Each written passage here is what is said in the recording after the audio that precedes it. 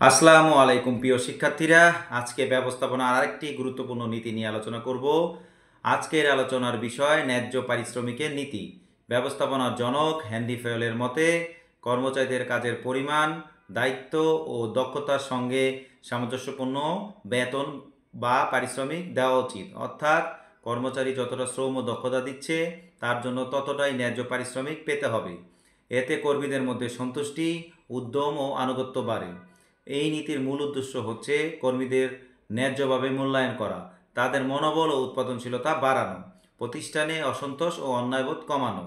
তো একটা গল্পের মাধ্যমে আমরা ন্যায্য পারিশ্রমিক নীতি বোঝানোর চেষ্টা করতেছি। একটি কোম্পানিতে দুজন কর্মচারী ছিল, রবি আর আরিফ। দুজনই একই বিভাগে কাজ করত, কিন্তু রবি প্রতিদিন সময় মতো অফিসে এসে মনোযোগ দিয়ে কাজ শেষ করত, আর আরিফ প্রায় দেরি করত। কাজেও ত্রুটি থাকতো, কিন্তু মাসের শেষে দুজনই সমান বেতন পেত। এতে করে রবি ভীষণ মন খারাপ করলো। সে ভাবলো, আমি যদি বেশি পরিশ্রম করে একই বেতন পাই তাহলে আর আগ্রহ রাখবো কেন। এই অবস্থা দেখে ম্যানেজার বুঝলেন কর্মীদের পারফরমেন্স অনুযায়ী পারিশ্রমিক না দিলে অন্যায়বোধ তৈরি হয়। তাই পরের মাস থেকে তিনি ন্যায্য পারিশ্রমিকের নীতি চালু করলেন। অর্থাৎ যে যত বেশি পরিশ্রম করবে, যত দক্ষভাবে কাজ করবে, তার বেতনও তত বেশি হবে। ফলাফল কি হলো?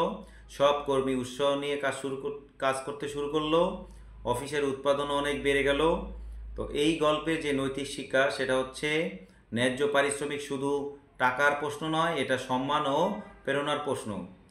আজকের মতো এখানে শেষ করছি। ধন্যবাদ সবাইকে।